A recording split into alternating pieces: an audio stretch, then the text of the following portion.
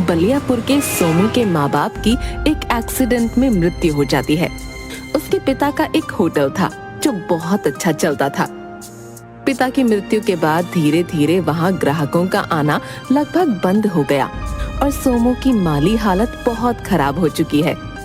सोमू के घर के बाहर बहुत सारे लोग जमा हैं। मैं आप सबके हाथ जोड़ता हूँ और विनती करता हूँ, मुझे कुछ और समय दे दीजिए। मैं जल्दी ही आप सभी का कर्जा चुका दूंगा। हमें नहीं पता, अगर तुमने 1 महीने के अंदर हमारे पैसे नहीं लौटाए तो हम तुम्हारा होटल बेच देंगे और उससे अपने पैसे वसूल कर लेंगे। नहीं नहीं, आप ऐसा कुछ मत कीजिएगा, मुझे बस थोड़ा समय दे दीजिए। सोमू अपने माँ बाप का इकलौता बेटा है। मैं क्या करूं समझ नहीं आता। इस होटल को चलाने की कितनी कोशिश की पर यह होटल नहीं चला। अब तो मुझे ऐसा लगता है कि हमें यह होटल बेच देना चाहिए। आप सही कहते हैं, अब हमारे पास दूसरा कोई रास्ता नहीं है। आप होटल बेच दीजिए और उन पैसों से कर्जदारों का कर्ज चुका दीजिए। फिर हम क्या करेंगे? हमारे पास जो पैसे बचेंगे उनसे हम कोई दूसरा धंधा कर लेंगे। सोमू ने होटल बेच दिया और कर्जदारों के पैसे वापस कर दिए। लेकिन इस सब में उसकी तबीयत बहुत खराब हो गई और बचा हुआ सारा पैसा उसकी बीमारी में खर्च हो गया। उनकी माली हालत और खराब हो गई। अब तो हमारे पास पैसे भी नहीं है। मुझे पता है, मेरी बीमारी से बचे हुए सारे पैसे खर्च हो गए। पता नहीं अब क्या होगा। उस दिन कुलदेवी की पूजा थी और इस पूजा में भोग लगाने के लिए भी उनके पास पैसे नहीं थे। आज पूजा में भोग कैसे लगाऊं, कुछ समझ नहीं आ रहा।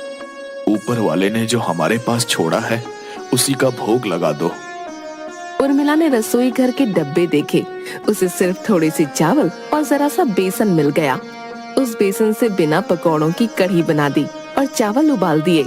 उस भोग को लेकर वो जंगल में अपनी कुलदेवी के मंदिर में गई और भोग रखकर प्रार्थना की। हे देवी माँ, हमारे पास और कुछ नहीं है जो मैं बनाकर यहाँ लेकर आ सकी। आपको यही भोग लगाना होगा। उर्मिला आंखें बंद कर वहीं बैठ गई। उस पेड़ पर एक जादूगरनी रहती थी जो बहुत बूढ़ी हो चुकी थी। उसने कढ़ी चावल देखे और तुरंत सारे खा लिए। तुम्हारे कढ़ी चावल तो बहुत स्वाद बने हैं, बस थोड़ी पकौड़ों की कमी है। उर्मिला ने आवाज सुनकर घबराते हुए अपनी आंखें खोलीं। आप कौन हैं और आपने ये क्या किया? तुमने ये मेरे लिए ही तो यहाँ रखे थे, मैंने खा लिए। हे राम, आपने ये क्या किया? ये तो कुलदेवी के लिए भोग रखा था, आपने वो भी खा लिया। मैं भी तो देवी हूँ। उर्मिला को उस जादूगरनी से बहस करना समझ नहीं आया और वो चुपचाप वहाँ से उठकर जाने लगी। तुम जा रही हो? तुमने बताया नहीं तुमने इस कढ़ी में पकौड़े क्यों नहीं डाले? कहाँ से डालती पकौड़े? ना घर में तेल था और ना इसके अलावा और बेसन। मैं तो भोग लगाकर बचा हुआ खाना घर वापस ले जाकर अपने परिवार के साथ खाने वाली थी, लेकिन आपने तो पूरा सफाचट कर दिया। ओह, तो ये बात है। जादूगरनी ने जादू से 2 छोटे बर्तन उर्मिला को दिए। तुम ये बर्तन अपने घर ले जाओ और इसमें कढ़ी चावल बनाना, लेकिन पकौड़े डालकर, और वापस मुझे देकर जाना। कढ़ी चावल बर्तन से नहीं, बेसन, तेल और चावल से बनता है। अपने घर जाओ, तुम्हें सब सामान मिलेगा और मेरे लिए फिर से कढ़ी चावल बना कर लाओ, वो भी पकौड़े वाली। अगर इस बार भी तुम्हारे कढ़ी चावल इतने ही स्वादिष्ट हुए तो मैं तुम्हें एक जादुई मंत्र दूंगी जिससे तुम्हें और तुम्हारे परिवार को कभी भूखा नहीं रहना पड़ेगा। उर्मिला अपने घर गई और वहाँ उसने देखा घर में सच में थोड़ा सा बेसन, चावल और थोड़ा तेल रखा हुआ है। उसने फिर से कढ़ी चावल बनाए, वो भी पकौड़े डालकर, और जादूगरनी के पास पहुँच गई। जादूगरनी ने कढ़ी चावल खाना शुरू कर दिया। जादूगरनी कढ़ी चावल खाती जाती और उर्मिला उसे और देती जाती।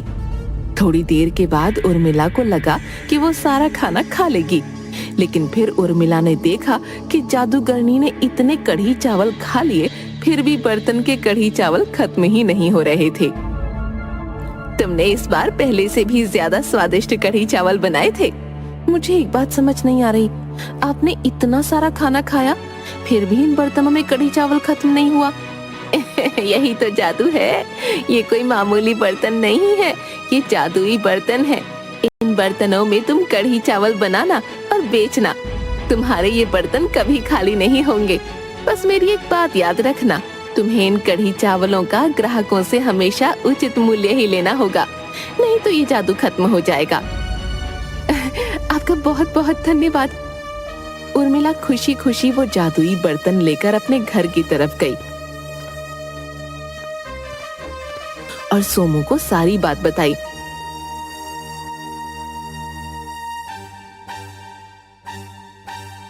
दूसरे दिन से वो दोनों बाजार में कढ़ी चावल बेचने लगे।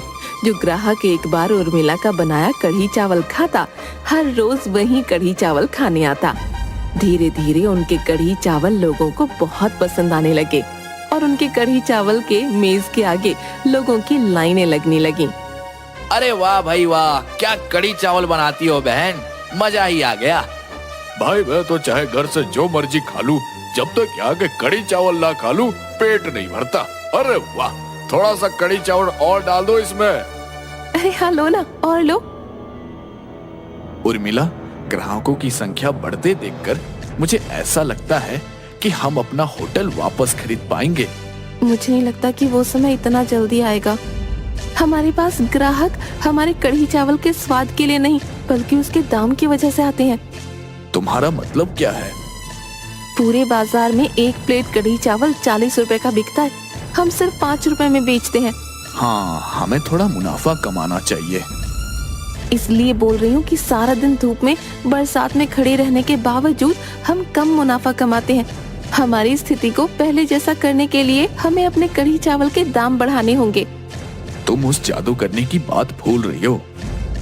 मुझे सब याद है, लेकिन आप भूल रहे हैं। अगर ऐसे चलता रहा और किसी दिन जादूगरनी का जादू गायब हो गया तो हमारे पास फिर से कुछ खाने को नहीं होगा। तुम्हारी बात तो सही है, लेकिन जादूगरनी की कही बात का क्या होगा अगर उसका जादू गायब हो गया तो?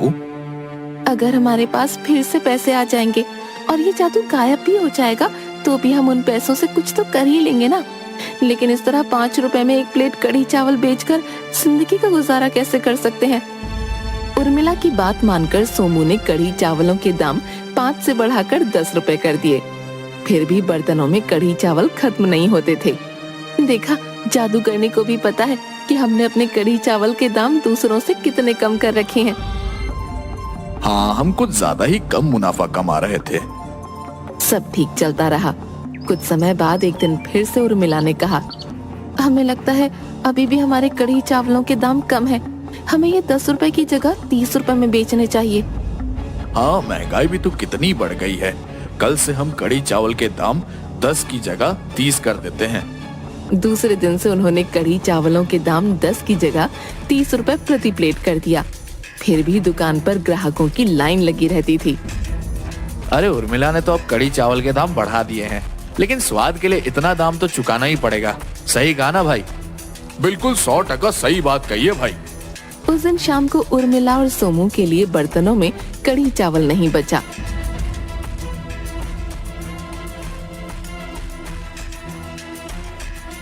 दोनों इतना थके थे कि बिना कुछ खाए ही सो गए। दूसरे दिन सुबह, उर्मिला, आज देखकर काम करना, कल हमारे लिए कुछ नहीं बचा था। हाँ ठीक है, लेकिन मुझे समझ नहीं आ रहा कि ऐसा क्या और क्यों हुआ। प्लेट तो तुम लगा कर देती हो ग्राहकों को। उसके बाद रोज ही ऐसा होने लगा कि सोमू और उर्मिला के लिए खाने को कुछ नहीं बचता।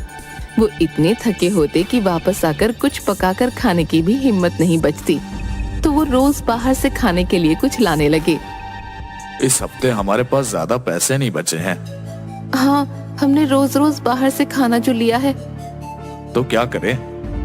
कुछ नहीं, कढ़ी चावल के दाम थोड़े और बढ़ा दो ताकि हमारा खर्चा भी तो निकल आए।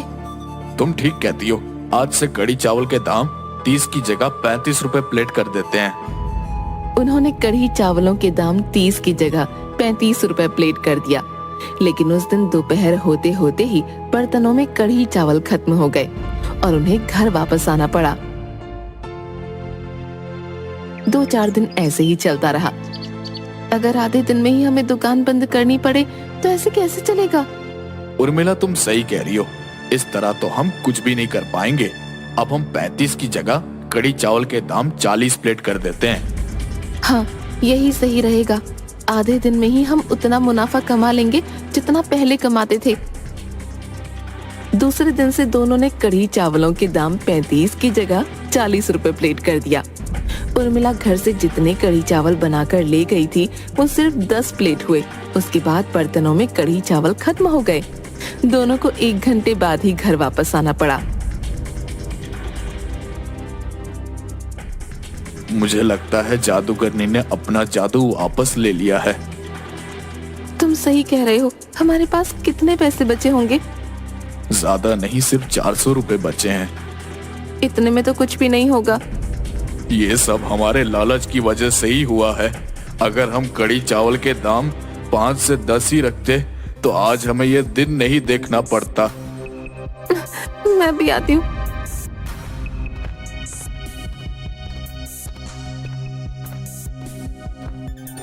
उर्मिला वापस उस पेड़ के पास गई और जादूगरनी को आवाज देने लगी। जादूगरनी जी, आप कहाँ हैं? जादूगरनी ने कोई जवाब नहीं दिया। जादूगरनी जी, एक बार मेरे सामने आ जाइए। जादूगरनी नहीं आती है। सिर्फ एक बार मेरे सामने आ जाइए, मुझे आपसे बहुत जरूरी बात करनी है। हाँ बोलो, तुम्हें क्या बात करनी है? मुझे माफ कर दीजिए, मुझे मैंने लालच किया। हाँ तुमने सही कहा, तुमने लालच किया। मैंने तुमसे कहा था तुम अपने कढ़ी चावलों के दाम ज्यादा नहीं रखोगी, उसे कम मुनाफे पर ही बेचकर पैसा कमाओगी, लेकिन तुमने ऐसा नहीं किया। अपने लालच में तुमने सब गंवा दिया। मुझे माफ कर दीजिए, मैं जानती हूँ बहुत बड़ी गलती की मैंने। मैं कम मेहनत में ज्यादा पैसे बनाना चाहती थी। मुझे माफ कर दीजिए। ठीक है, मैं तुम्हें माफ करती हूँ। आपका बहुत बहुत धन्यवाद जो आपने मुझे मेरी इतनी बड़ी गलती के लिए माफ कर दिया। अब मुझसे क्या चाहिए तुम्हें? कुछ भी नहीं, आपने मुझे एक अनमोल चीज दी थी और मैंने अपने लालच की वजह से उसे खो दिया। अब मुझे कुछ नहीं चाहिए। इतना कहकर उर्मिला वापस अपने घर को चली गई।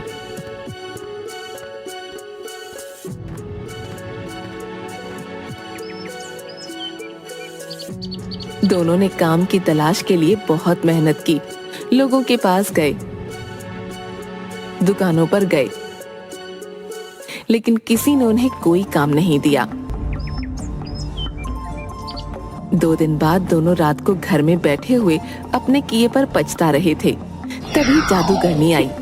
उर्मिला, मैं तुम्हारे घर कढ़ी चावल खाने आई हूँ, वो भी तुम्हारे हाथ के बने हुए। बैठिए, मैं जरूर आपके लिए कढ़ी चावल बनाऊंगी, लेकिन बिना पकौड़ों के। तुम्हें पता है मुझे बिना पकौड़ों के कढ़ी चावल पसंद नहीं। बिना पकौड़े के मत बनाना। हमारे घर में तेल नहीं है। अपने रसोई घर में जाकर तो देखो। उर्मिला रसोई में गई और उसे वहाँ तेल की बोतल दिखी। उसने जादूगरनी के लिए पकौड़े डालकर कढ़ी चावल बनाए और बड़े प्रेम से उसे खिलाने बैठ गई। जादूगरनी ने पेट भर कर कढ़ी चावल खाए।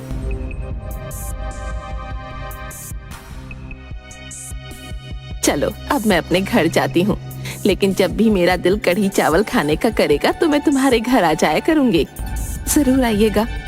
जादूगरनी के जाने के बाद जब उर्मिला और सोमू घर के अंदर वापस आए तो उन्होंने देखा कि उन बर्तनों में तो कढ़ी चावल भरे हुए हैं। वो दोनों समझ गए कि जादूगरनी ने उन्हें माफ कर दिया है और अपना जादू का बर्तन उन्हें वापस दे गई है। दूसरे दिन से पहले की तरह दोनों ने 5 रुपए प्लेट के कढ़ी चावल बेचना शुरू कर दिया और धीरे धीरे उनकी स्थिति पहले जैसी हो गई। सोमू को अपने पिताजी का होटल वापस मिल गया। अब वो दोनों आराम से वहाँ बैठकर कढ़ी चावल बेचते हैं।